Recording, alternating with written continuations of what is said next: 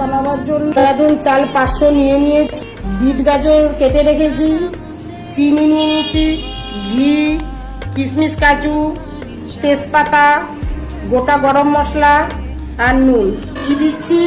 ঘিটা গরম হয়ে গেছে, এবার আমি বিন আর গাজর একসাথে ভাজা করব। আমি চালটাকে ভিজিয়ে রেখেছি, এবার আমি চালটা হাঁড়িতে দিচ্ছি।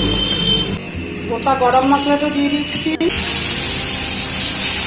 কাজু ভাজা হয়ে গেছে, আমি তেজপাতা দিচ্ছি, পরিমাণ মতন চিনি দেব, একটু পরে আমি পরিমাণ মতন নুন দিচ্ছি,